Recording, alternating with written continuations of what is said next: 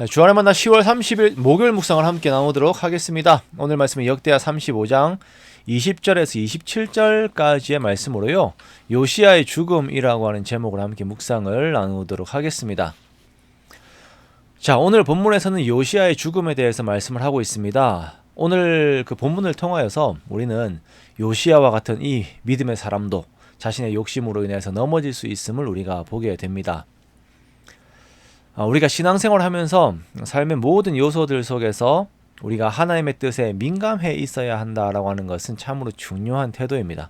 그래서 믿음의 사람들을 보면 어린아이의 입에서 나오는 말 하나에도 민감하여서 이것이 하나님의 뜻인가 그렇지 않은가라고 하는 것을 분별하려고 하였지요. 물론 우리가 모든 것에 있어서 그렇게 예민한 삶을 살고 모든 것을 하나님의 뜻으로 해석해야 한다라고 하는 것들은 아닙니다. 그러나 내 영혼이 하나님께 민감해 있게 되면 그 사람은 삶에서 하나님께서 하시는 말씀들을 캐치할 수 있게 됩니다. 즉 그 사인, 그 신호들을 캐치할 수 있게 된다라는 것이에요. 오늘 요시야의 모습을 보면 외교적인 상황들 속에서 판단을 잘못하는 모습을 보게 됩니다. 요시야는 이집트의 그 느고와 바로 느고와 싸움을 하게 되는데요. 이 배경에 대해서 설명을 좀 하겠습니다. 당시 아수르는 내부의 분열로 인해서 급격하게 쇠퇴하였습니다. 그리고 이 틈을 타서 갈대아인 나보폴라살이 아수르의 속국 상태에서 반란을 일으켜 신바벨론 제국을 세우게 됩니다.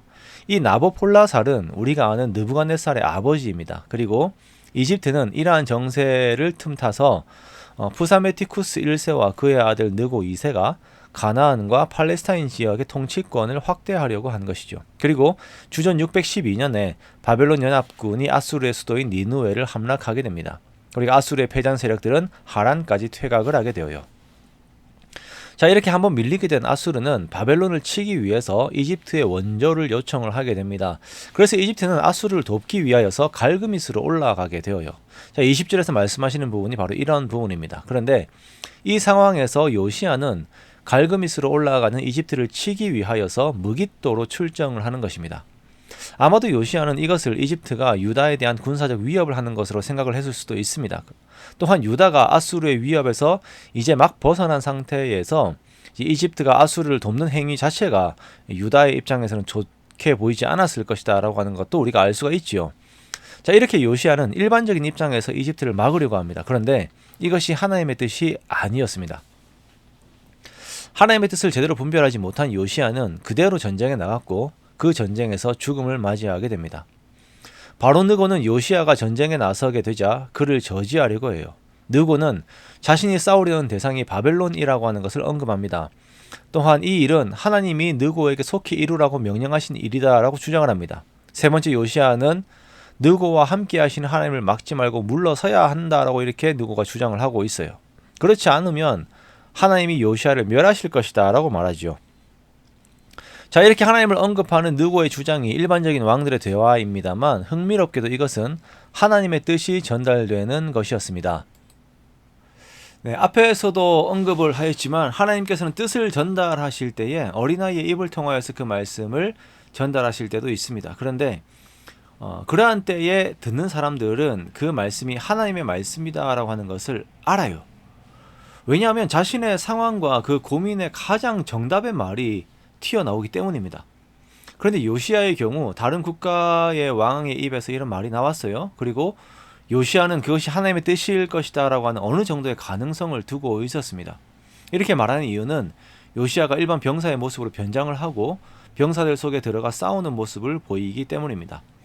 만약 그가 당당하고 자신이 있었다면 왕의 옷을 입고 싸웠을 것입니다. 그런데 어찌된 영문인지 그는 일반 병사의 모습을 하고서라도 그 싸움에서 싸우고 싶은 자신의 욕심이 있었습니다. 하나님의 뜻을 거스르고서라도 그는 싸우고 싶었습니다.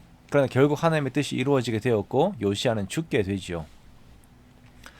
요시야의 죽음은 유다의 큰 슬픔을 가지고 왔습니다. 그리고 요시야의 죽음은 이후 그 4명의 악한 왕들이 유다에 등장을 하게 만들게 되고 이렇게 요시야 역시 마지막이 안타깝게 되는 것을 우리가 보게 됩니다.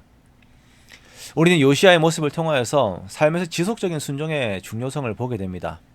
한때 열심히 한 것을 이제 모든 것으로 삼아서는 안 될 것입니다. 지속적인 순종 안에서 지속적인 하나님의 나라를 이루어 가야 할 것입니다. 우리가 오늘도 나에게 말씀하시는 하나님께 민감하여서 정말 말씀 안에서 더욱 주의 뜻을 따르고자 힘쓰는 저와 여러분 되시기를 주님의 이름으로 축원합니다.